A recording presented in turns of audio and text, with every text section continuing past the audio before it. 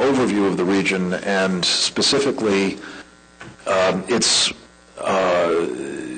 implications for our interests, our security, as well as other interests. We often think of Latin America or the border south of ours as sort of our backyard.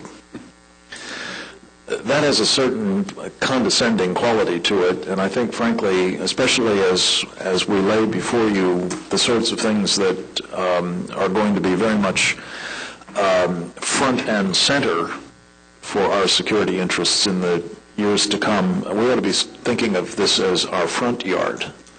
I don't know if we have a yard at all, but if it is, it's something that should be very much in the forefront of our thinking, specifically because of the man that we're going to be talking about a lot today, Hugo Chavez, the president of Venezuela.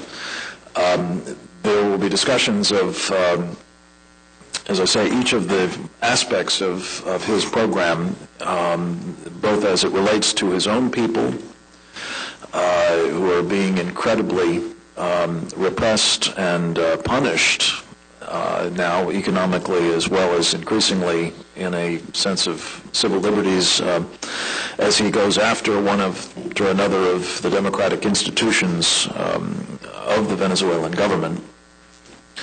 But it's not just what he's doing in Venezuela, of course, that's so worrying. It's what he has in mind for the region,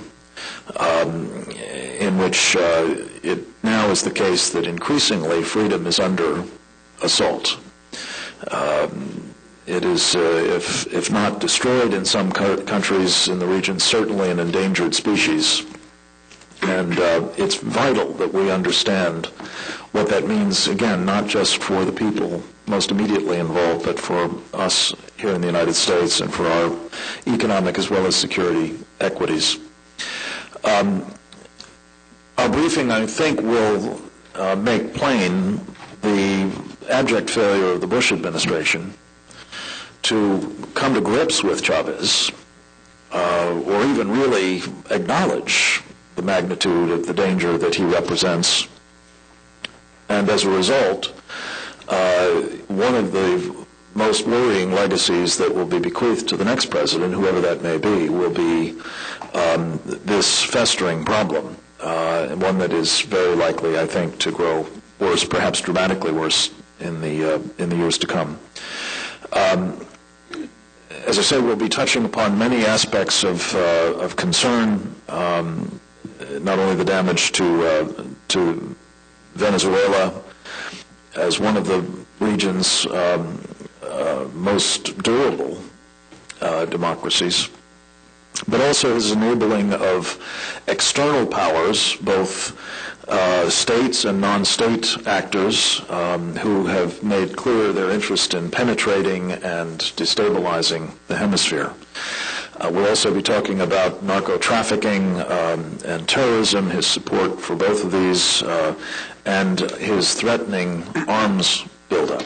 And there's a very good little packet here on the table as well that I would commend to you that describes in some detail the myriad weapons programs that Chavez has either already taken delivery of or is in the process of contracting for, that will dramatically change the balance of power in the region, and do so in a way that seems quite clearly intended not simply to defend Venezuela against the putative threat that Chavez conjures up from the United States, but in fact to advance his program of intimidating and, in fact, dominating others in the region.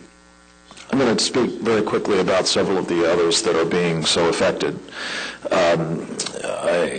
in sort of three general categories. The countries that he's already essentially taken over through clones or proxies or clients, as you wish, states with which he is allied. Sometimes it's a somewhat more tenuous alliance, but nonetheless a marriage of convenience, if nothing else. And then states that are sort of targets of his continuing appetite for influence, power, and strategic control of resources.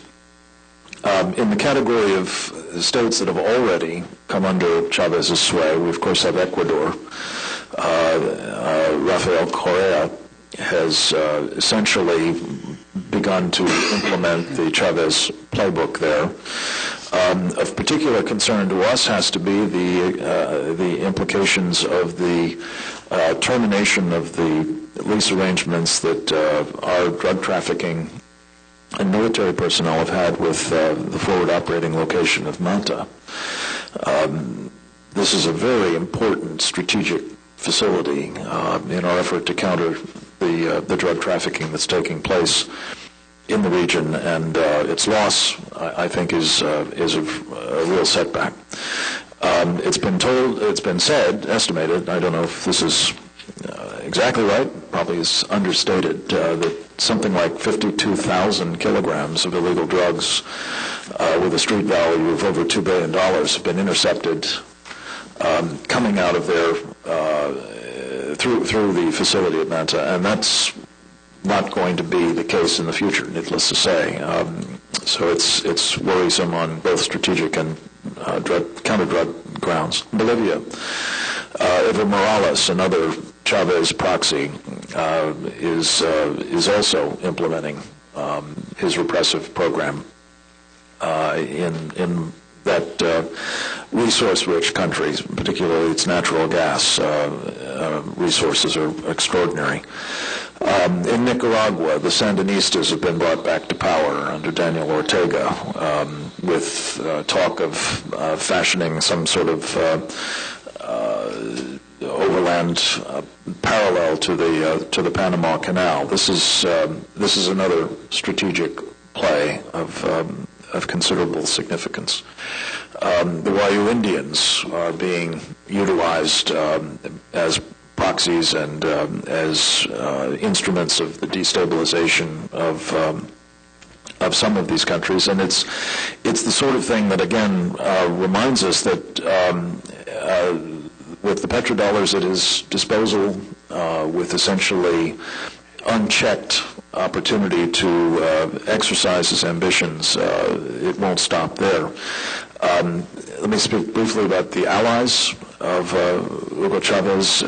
We see in Argentina, Cristina Kirchner.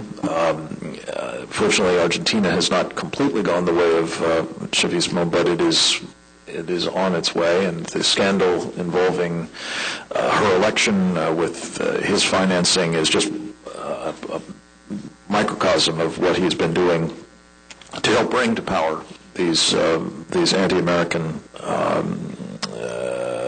elements throughout the region. In Chile, Michelle Bachelet has similarly found it expedient to make common cause with him. Hasn't gone again the full route, but is nonetheless lining up, I think, with Chavez. In Brazil, Lula has a rivalry, I think it's fair to say, with Chavez, but nonetheless, whether it's in the form of Sao Paulo or whether it's in other specific instances, has found it useful to work in common cause in a broadly anti-American vein. And then there are the targets. We know that in Mexico, López Obrador, in Peru, Ollanta Humala have been actively abetted in their efforts to come to power, to use sort of standard thuggish techniques of Chavez and his ilk to do so when the ballot boxes have failed them.